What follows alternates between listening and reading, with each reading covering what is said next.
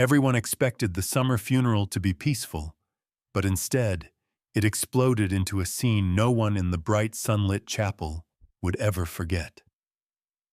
Mourners froze when the massive police German shepherd climbed straight into the coffin of the 20-year-old woman in the red dress, curling his body protectively around her as if she were still breathing.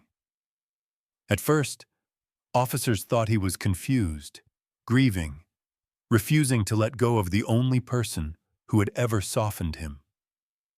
But when the dog pressed his head tightly against her chest and refused to move, panic swept through the room. People gasped, thinking he had snapped. Officers reached for him until he growled, a sound he had never made in his entire service. "Why is he acting like this?" someone whispered. "And why does he keep nudging her hand, like he's begging her to wake up?" He knew something no one else in that sun-drenched chapel understood. He was warning them. But warning them about what? Everyone thought this was just a final heartbreaking goodbye, until the police dog suddenly began scratching, barking, tearing at the coffin like he was trying to pull someone out of it. Gasps erupted. Her mother collapsed. An officer whispered, trembling, "Why won't he leave her side? What is he sensing?" And then the chilling thought swept through the room. Why is he acting like she's still alive? What happened next shocked everyone. Before we begin, make sure to hit like and subscribe, and tell us where you're watching from. Our stories travel farther than we ever imagined. Summer in Austin, Texas had always carried a harsh, almost metallic brightness, a kind of heat that made the pavement shimmer and the air hum like invisible electricity. That afternoon, the city felt even sharper under the unrelenting sun. Cicadas screamed from parched trees, heat ripples danced above the sidewalks, and the sky was so blindingly blue it looked freshly sharpened. Inside St. Lovell Chapel, however, the light felt different. The white walls reflected the sun like polished bone, glowing with an almost heavenly purity, yet no one inside felt warmth. The air was thick with grief. Mourners packed the pews, their faces pale and confused, their clothes clinging slightly from the humidity. At the front of the chapel rested a small white coffin trimmed with lace, too delicate and too beautiful for the tragedy it carried. Inside lay Emily Hart, a beautiful 20-year-old woman whose life had once seemed as bright as the Texas sun outside. She had golden hair that framed her face in soft waves, fair, warm-toned skin, and slender features that still looked serene even in death. She wore a fitted red dress, the same kind she always chose, unapologetically bold, full of life, a color that matched her spirited, sunny personality. Emily had always been one of those girls who walked into a room and somehow saw the light tilt toward her. That was why no one could understand how someone like her could vanish so suddenly from the world. The report said, "Traffic accident." Nothing more. Nothing less. And yet, the atmosphere in the chapel felt wrong, charged, unstable, as if the truth lay somewhere beneath the surface, waiting to break through. What froze the entire room, however, was not Emily's beauty. It was the enormous German shepherd lying curled protectively inside the coffin with her.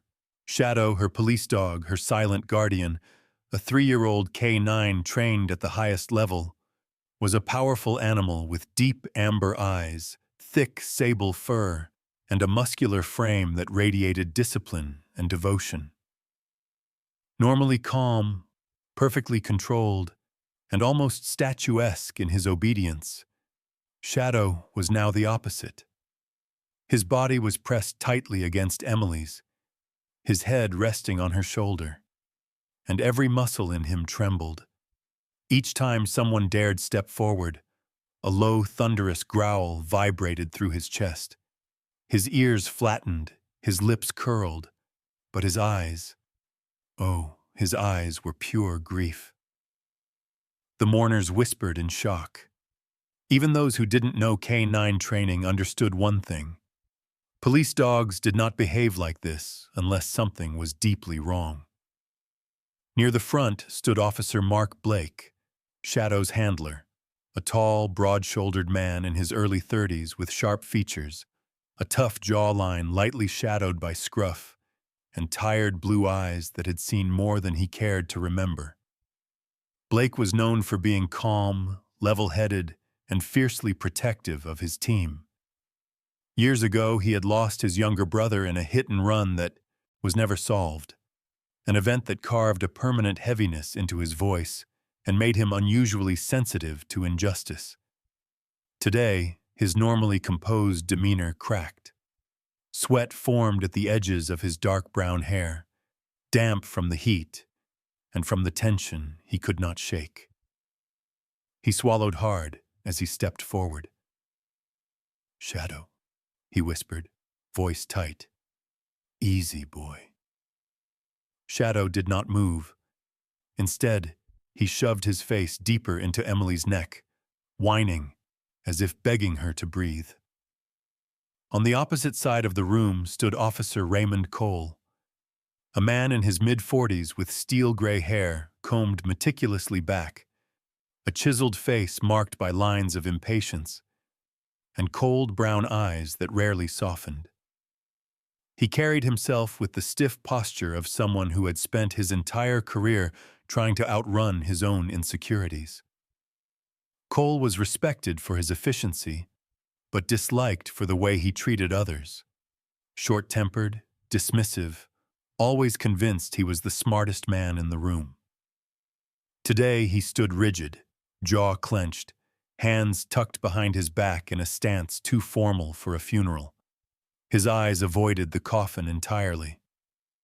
When Blake took another cautious step, the tension in the chapel snapped. Shadow's ears shot up. He lifted his head from Emily's shoulder, eyes narrowing like a predator sensing danger. Then, in one explosive motion, the German shepherd launched himself out of the coffin. Chairs rattled, people screamed. Sunlight shattered across the stained glass windows as Shadow hit the ground, landed perfectly, and immediately locked onto Officer Cole. A snarl ripped from the dog's throat.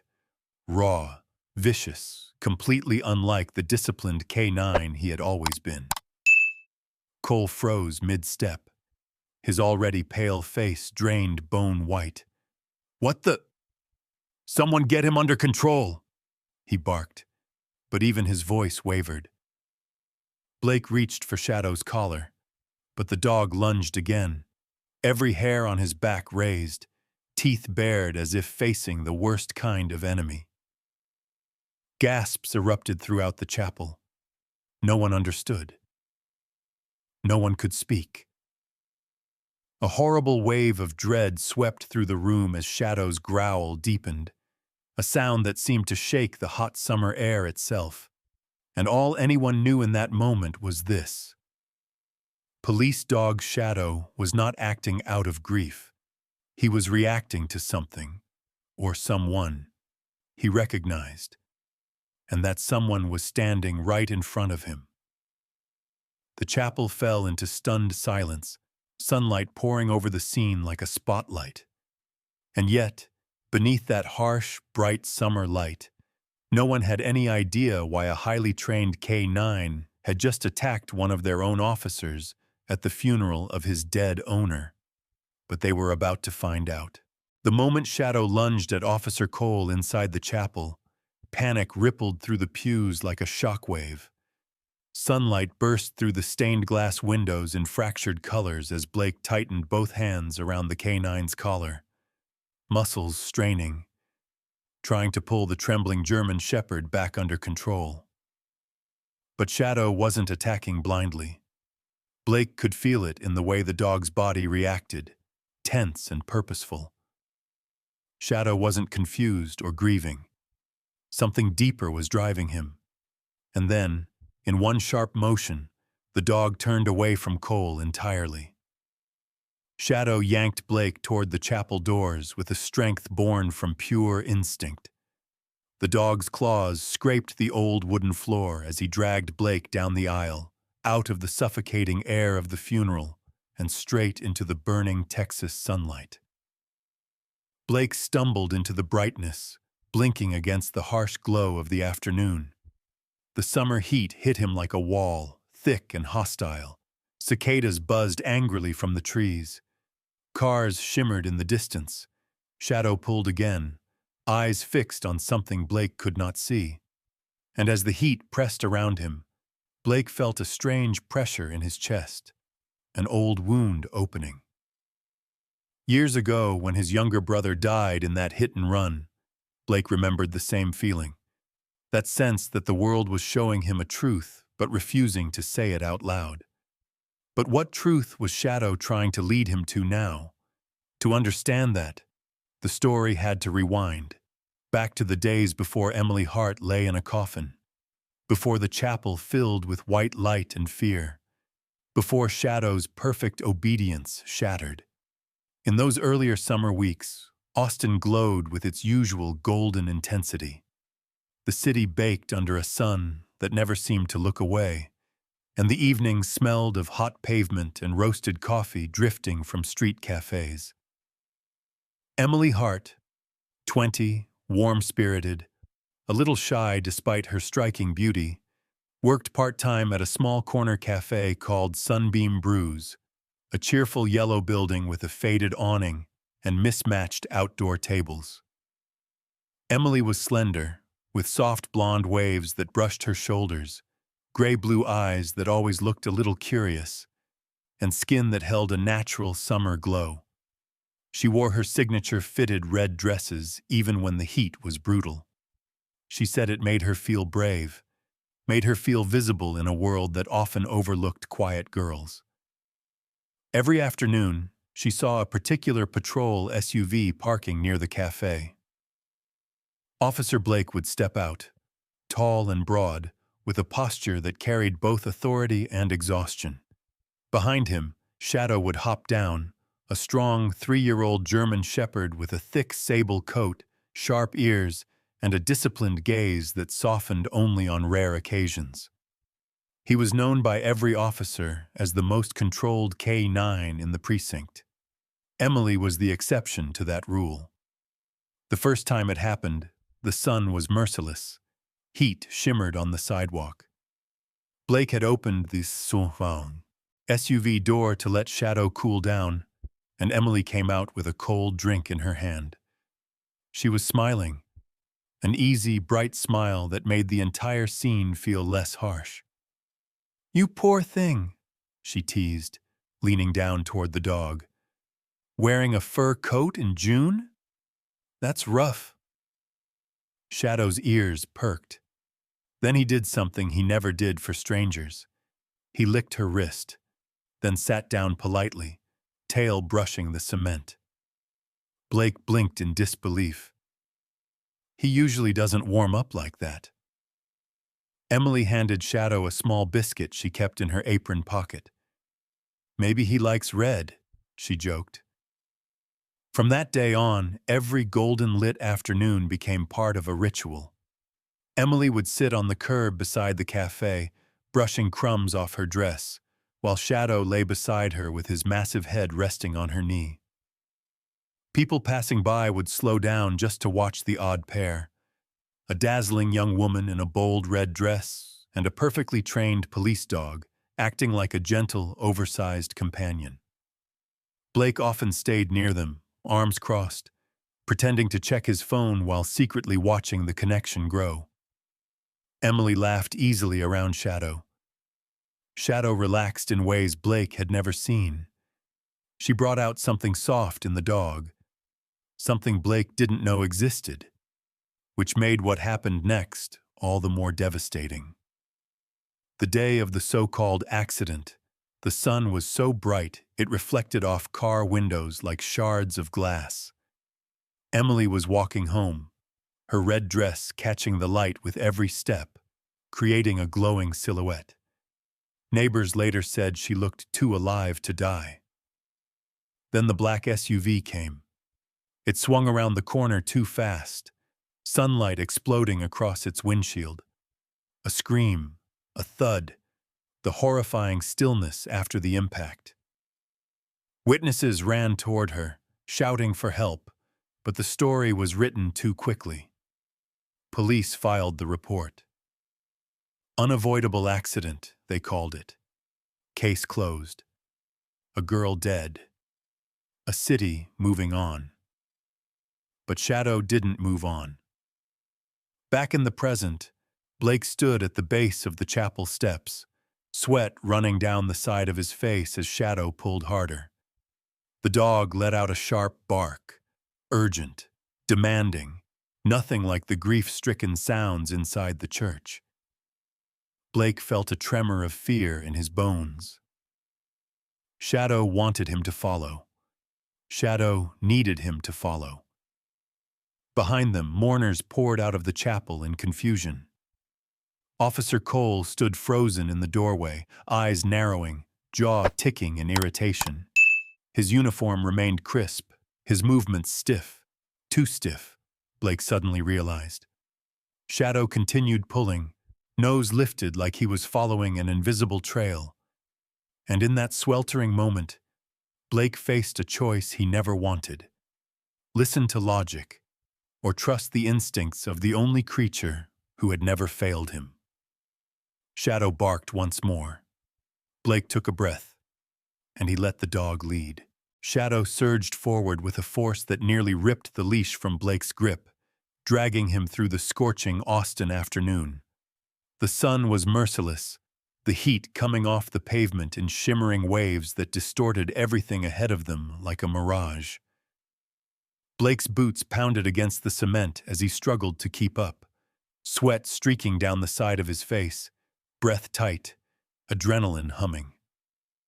The city moved around them in a blur, traffic murmuring, cicadas buzzing, sunlight stabbing between buildings like white-hot blades. Shadow was following a scent with single-minded intensity, weaving left and right through parking lanes until he skidded to a halt before a familiar black SUV. Cole's SUV. The dog's hackles rose instantly, fur bristling like static electricity. His lips curled back as he planted a paw against the door, claws scraping metal with a screech that made Blake's heart drop. "This one," Blake whispered, voice cracking as he crouched. "You're telling me this is where it starts?" Shadow growled low, confirming it without hesitation. Blake straightened, his mind racing. He needed backup. He needed someone he could trust. He reached for his phone, dialed Officer James Daniels, a man Blake respected more than anyone else in the precinct. Daniels arrived minutes later, stepping out of his car with careful precision. He was in his early 40s, tall and square-shouldered, with a neatly trimmed beard peppered with gray. His eyes were sharp green, the kind that didn't miss details. Daniels came from a family of mechanics and had spent years fixing engines before joining the force. The hard physical labor had carved definition into his arms and a steady calm into his movements. Trauma shaped him too. His wife died of an aneurysm 5 years earlier, leaving him quieter, more observant, and deeply empathetic toward victims of tragedy. "What do we have?" Daniels asked, stepping close enough to study Shadow's rigid stance. Blake explained quickly, the attack in the chapel, Shadow's sudden change in behavior, the way the dog dragged him straight here. Daniels knelt, careful not to get too close to the agitated K9. "He's sure," he murmured. "Whatever happened to that girl, something about this car's involved." They exchanged a grim look. Cole's neat reports, his stiff posture in the chapel, it all clicked into place. And so the quiet investigation began. Blake and Daniels pulled records, combed through logs, and listened to neighborhood witnesses. One of them, Mrs. Loretta Graves, was a sharp-tongued woman in her 60s with salt and pepper curls, sun-spotted skin, and the type of perceptive gaze people underestimated. She stood on her porch, sipping iced tea when they approached. "That black SUV?" she said, raising a brow. "Drove past here at least 3 times before the accident. Slow, too, like the driver was looking for something. Or someone." Loretta had a reputation for complaining about even the smallest neighborhood disturbance. But she was honest, a trait Blake appreciated even more today. Back at the precinct, video analysis revealed something worse. Cole's dashcam had been turned off not by malfunction, but manually. Daniels tapped the paused footage with a scowl. Nobody turns off a dashcam unless they're hiding something. Blake's stomach twisted. The breakthrough came when they convinced the medical examiner, Dr. Eleanor Hartman, to reopen Emily's file. Hartman was a woman in her 50s with sharp cheekbones, silver streaks in her dark hair, and a mind trained to question everything. She was known for strict professionalism and a bluntness that made younger officers nervous. Her hands were steady as she lifted old photographs. "These bruises," she whispered, tracing the edges. "They're compression marks, not from an impact, but from restraining." She pointed at shadowed bruising across Emily's ribs and jawline. "She was grabbed, hard. And this." Hartman flipped a page. Something was pressed over her mouth. She may have been unconscious before the vehicle hit her. Blake felt the room spin. Emily hadn't just been unlucky. Someone had staged the scene. Then Hartman reached into a plastic bag, the girl's personal belongings, and pulled out something that didn't belong. A polished silver badge clip, engraved with a small, ornate A. Blake and Daniels froze. That emblem belonged to Assistant Chief Robert Avery, a man as untouchable as a mountain of steel. Avery was in his 50s, tall and commanding, with silver hair always slicked back, dark eyes that hid their emotions well, and a smile that never reached past his teeth. Known for ambition, intimidation, and a political finesse that made him frightening, Avery was the sort of man who punished dissent quietly and rewarded loyalty loudly. "What was this doing among Emily's things?" Hartman asked. No one had an answer.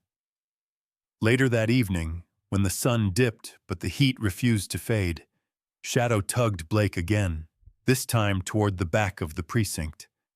Blake followed reluctantly, Daniels beside him.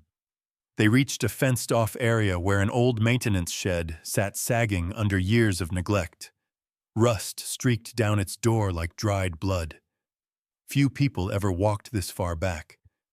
It was isolated, forgotten. Shadow began growling again. He pawed at the door, claws scraping against the metal with frantic rhythm. Blake's heart thudded as he exchanged a look with Daniels. Why would he lead us here? A shaft of evening sunlight pierced a crack in the roof, illuminating floating dust like falling gold. Blake reached for the door handle, and then they heard footsteps. Slow, familiar, approaching. Daniels's jaw tightened. The hairs on Shadow's back rose. Blake turned toward the sound, pulse quickening. Someone was coming toward the shed, someone who shouldn't be there. And as the shadow of a man stretched across the sunlit ground, Blake realized they were standing on a dangerous edge, one step closer to the truth, and one step away from becoming targets themselves. The rusted door groaned like an old animal as Blake pushed it open, letting a slice of blistering Texas sunlight spill into the forgotten maintenance shed. Dust swirled in the golden beam, drifting like ash over the clutter of abandoned equipment and decaying cardboard boxes. The air inside was stale, heavy with the scent of old oil, rust, and something else, something Shadow recognized instantly. The German shepherd stiffened at Blake's side, his body lowering into a tense crouch as he sniffed the ground, nose twitching with precision. Outside, cicadas screamed relentlessly, their voices shredding the summer heat. But inside the shed, there was only silence punctured by Shadow's breathing. Blake stepped deeper into the cramped space, brushing past a dangling cobweb. Light leaked through holes in the corrugated metal roof, creating scattered islands of brightness across the floor. One of those spots fell upon a small blue backpack, the kind a college student might carry, lying half-hidden beneath a stack of dusty tarps.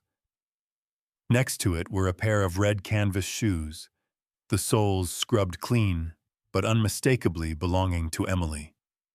And then, resting carefully atop a cracked crate, was her stuffed bear, a small, worn creature with button eyes and a fraying ear, something Emily's mother had once mentioned she kept on her dresser since childhood. All three items should have been catalogued, sealed, and stored in the evidence room. Instead, they were here, in the shadows, tucked away like shame. God, Daniels murmured behind him, his voice tight. Sweat glistened on his forehead despite the dimness. Why would anyone hide these? Shadow answered the question first. His nose dropped low, and he padded forward, sniffing with growing urgency until he stopped at a slashed piece of fabric on the concrete floor. Blake crouched beside him, lifting it carefully with gloved fingers. The cloth was bright red, vivid even in the dusty gloom, and torn at the seam. The fabric matched the kind of fitted red dresses Emily always wore. Blake had seen her wearing one the very afternoon she died. He swallowed hard. This wasn't from the accident. Daniels stepped around a rusting lawnmower, bending to inspect a pile of papers shoved behind a crate. He dug carefully through them, pulling free a folder stuffed with surveillance photos, grainy images capturing Emily walking home from work, Emily entering the cafe, Emily sitting on the curb with Shadow. Some photos even showed her mother, a thin woman with dark hair tied back in a messy knot. The woman's name, Natalie Hart, was scrawled beside several timestamps. Natalie had been described only briefly in earlier reports: soft-spoken, anxious, high cheekbones and pale skin, someone who had raised Emily alone after being widowed young. The few neighbors who knew her said she loved her daughter fiercely, but lived in constant fear, always checking her locks twice, always looking over her shoulder. Blake now understood why. Daniels opened the next file and exhaled sharply. "This is a tracking log," he muttered. "Days, locations, someone was watching them, for weeks." A cold paralysis gripped Blake's spine. This wasn't a warning. This wasn't intimidation. This was an obsession. Just as the truth settled like a weight in the room, the shed door swung open with a violent crash. A flood of sunlight poured in, blinding and blaring. Shadow snarled instantly, ears flat, teeth bared. Blake pivoted sharply, hand on his holster. A tall, broad silhouette filled the doorway. Assistant Chief Robert Avery stepped inside like he owned the place. He was immaculate as always, uniform pressed so crisply it held its own lines, silver hair combed back with military precision. His tanned skin looked almost golden under the sun, and his dark, hooded eyes carried the quiet arrogance of a man who considered himself untouchable. Avery walked with a slow, measured stride, the kind of movement that tried to project calm.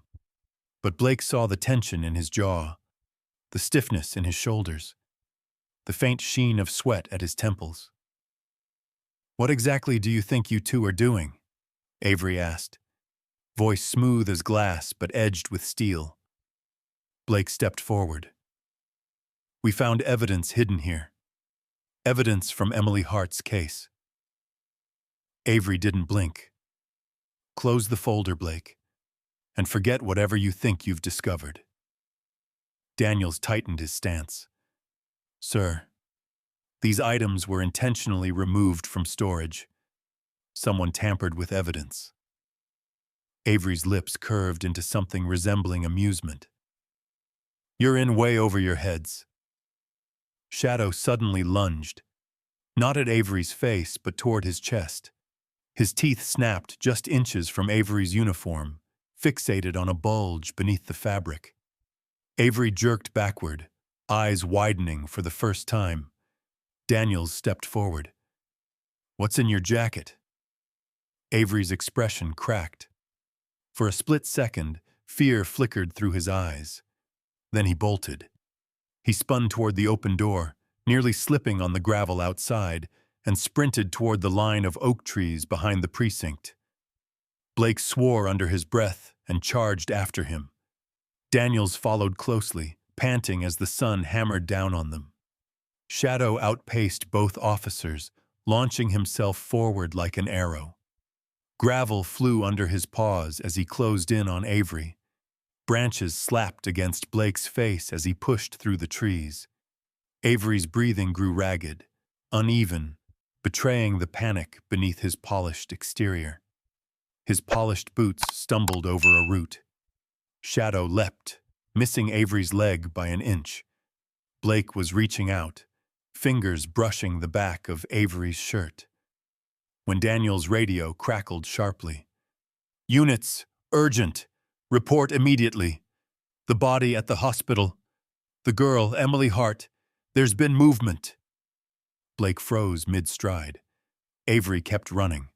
Shadow barked wildly, torn between chasing the criminal and returning to his living girl. A cold, paralyzing question slammed into Blake's mind with the force of a truck. If Emily is moving, was she ever dead at all? The precinct felt strangely bright that afternoon, as if the Texas sun itself had followed Blake and Daniels inside, refusing to let darkness hide anything anymore. The moment Avery was forced through the double doors, the building's usual hum fell silent. Officers paused mid-step, mid-sentence, mid-breath. Avery, once the man who walked these halls like a king, now looked smaller, his polished authority stripped away. His silver hair, usually slicked back with immaculate care, clung to his forehead with sweat. His broad, square jaw, once clenched in confidence, quivered beneath the weight of his own unraveling lies. Blake seized Avery's arm, pulling him toward the processing room. Daniels, breathing hard and still dusted with dirt from the chase, kept pace beside him. His usually calm green eyes were stormy, fueled by the betrayal of someone he had once admired from a distance. As officers watched, Daniels ripped open the assistant chief's uniform jacket. A tiny metal clink echoed across the room. A pink, heart-shaped locket tumbled onto the concrete floor. Blake froze. Daniels stared. Shadow, standing rigid beside Blake with his fur raised, growled a deep, wounded sound, the kind that came not from anger, but from recognition. Blake bent down and picked up the locket.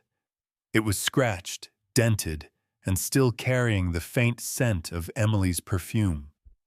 He remembered seeing her wear it the day before she did. Avery looked away, jaw tightening, as if even facing the object was too condemning. It fell into my pocket, he muttered. Daniels scoffed. Yeah, right. Before they could say another word, Officer Cole was escorted inside. Cole looked nothing like the confident man he had pretended to be. He was in his mid-40s, average height, with thinning brown hair and a gaunt face marked by sleepless nights.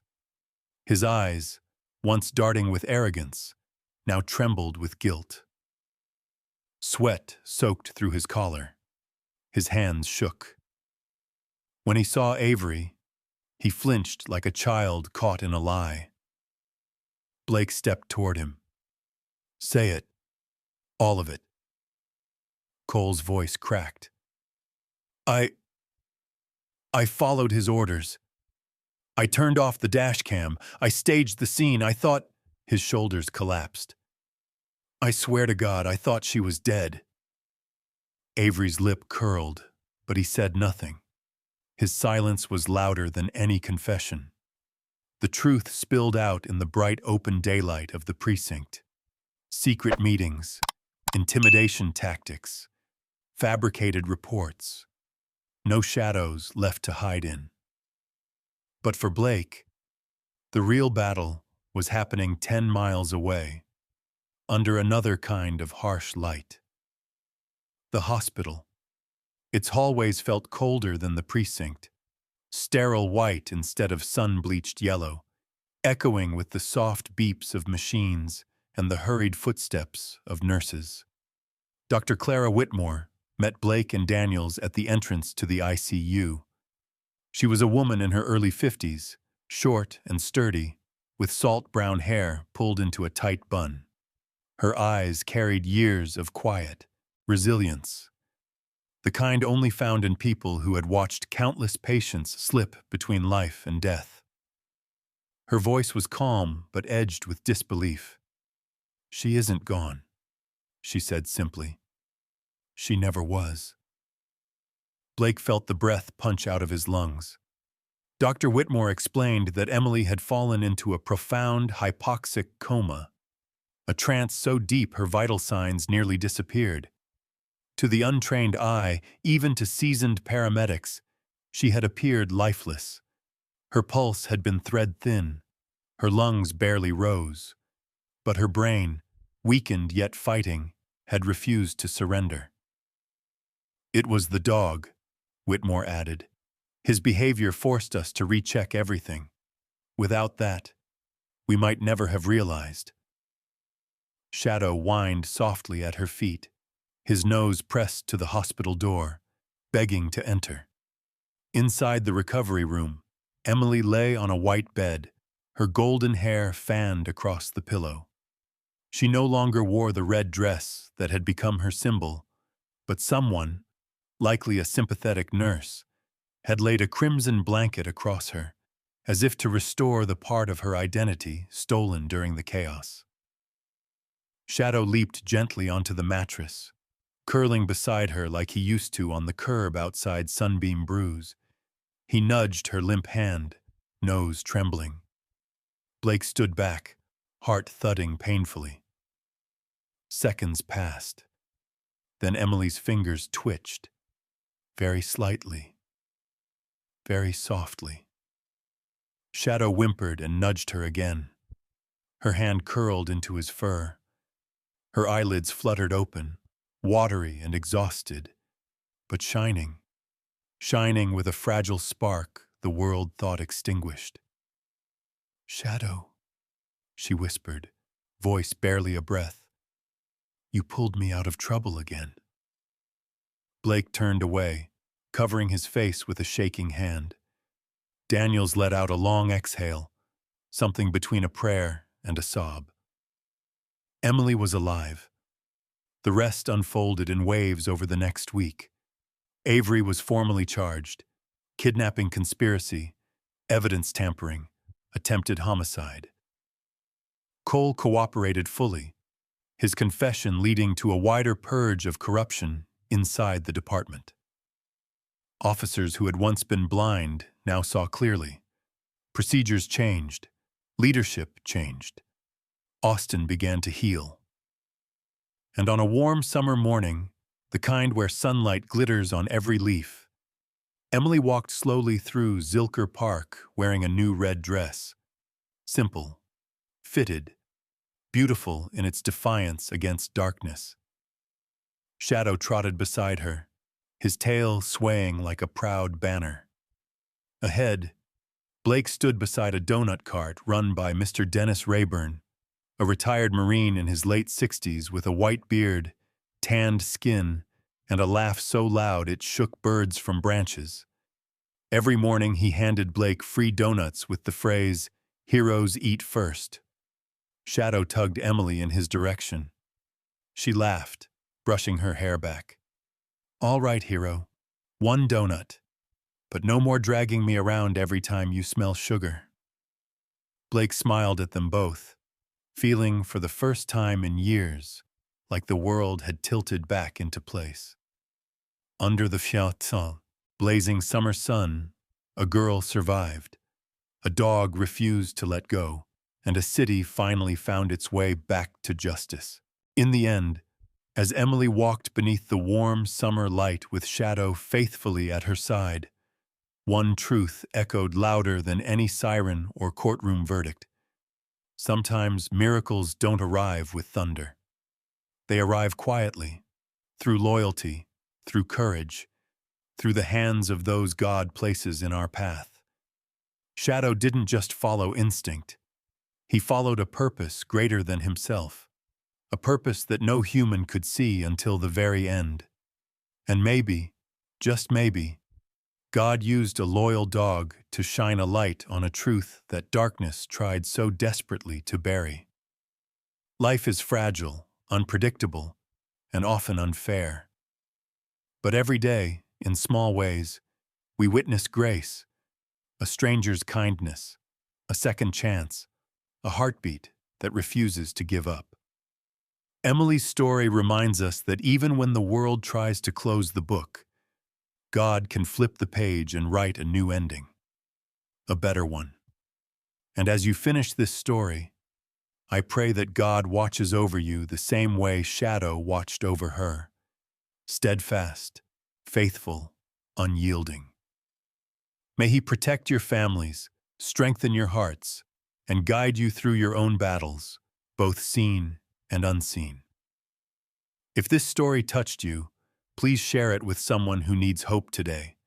Leave a comment, tell us where you're watching from, and don't forget to subscribe to the channel so our stories of faith, courage, and miracles can continue to reach people across the world.